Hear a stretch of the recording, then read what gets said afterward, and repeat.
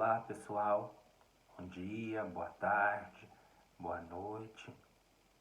Dando continuidade aos nossos estudos gramaticais, nesse nosso momento de hoje, nessa nossa particularidade gramatical de hoje, nós vamos falar da função sintática do ser.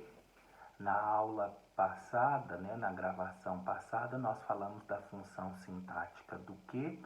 Nesta aula de hoje, nesse momento de hoje, nesse encontro de hoje, nós falaremos da função sintática do ser. O que seria então essa função sintática do ser?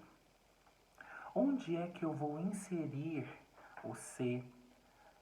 Qual o significado deste ser? E função sintática. Quais as funções, sintaticamente falando, que este ser vai exercer? Vale lembrar, assim como eu lhes disse no vídeo função sintática do que a função sintática do que revisava muitas passagens morfológicas e sintáticas. A mesma coisa, porém, é aqui para nós na função sintática do ser. Nós vamos retomar alguns conceitos, tá? De alguns tempos verbais, de classes de palavras e também vamos ver a questão sintática. Então, por isso que o estudo se chama função. Qual que é a função sintática que ele exerce? A primeira regra sobre função sintática é: eu vou classificar este ser como conjunção subordinativa integrante. Aqui está para vocês na minha lousa virtual, na minha lousa manual. O que seria uma conjunção subordinativa integrante? É aquela conjunção que vai ligar oração principal a uma oração subordinada. Então, aqui eu tenho a minha oração principal. Quero saber. Depois deste quero saber, eu tenho a oração subordinada. Ela virá a festa. E eu tenho uma conjunção integrante que vai ligar a conjunção, a oração, melhor dizendo, subordinada à oração principal. Essa é a função deste ser aqui, tá? Ligar a minha oração subordinada à minha oração principal. Então, quando eu digo quero saber se ela virá à festa, este ser receberá o nome de função sintática do ser de conjunção integrante. Tá bom? Depois nós temos outro estudo, outro item dentro dessa função sintática.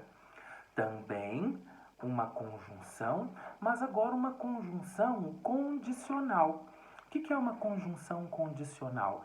Para que um fenômeno se desenvolva, para que um fenômeno aconteça, um primeiro, um anterior tem que ter ocorrido. Ou seja, há uma relação de dependência entre uma oração e outra. Por isso eu chamo de conjunção condicional. Veja este exemplo dessa condição.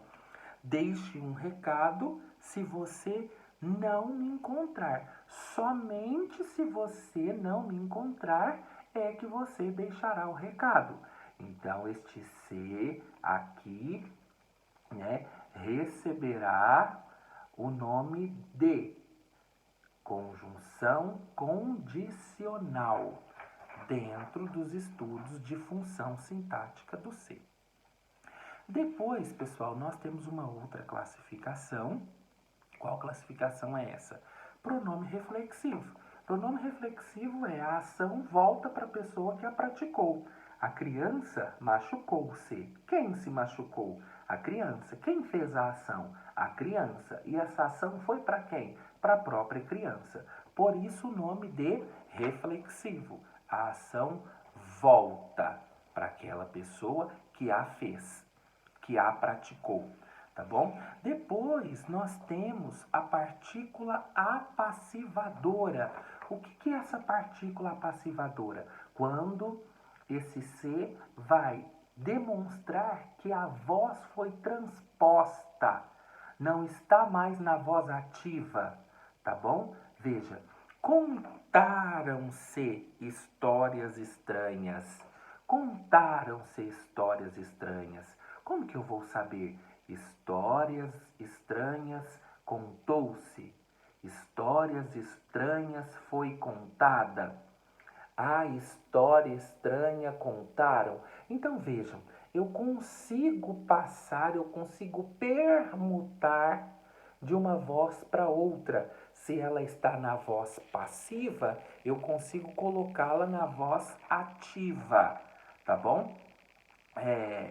Aí eu sou capaz de verificar o que? Que eu consegui transpor a minha voz de passiva para ativa, para sintética. Então aí eu tenho sim uma partícula apassivadora. Eu também tenho índice de indeterminação do sujeito. O que seria esse índice de indeterminação do sujeito?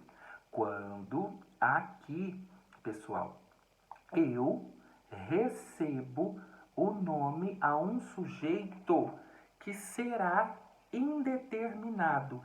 Discorda-se do fato. Eu só sei que o fato foi discordado, mas eu não sei quem, eu não sei qual pessoa praticou, eu não sei qual ação foi praticada. Neste sentido, eu chamarei de índice de indeterminação do sujeito. Em hipótese alguma, eu consigo identificar. Então, essa partícula que vem unida ao verbo vai se chamar índice de indeterminação do sujeito.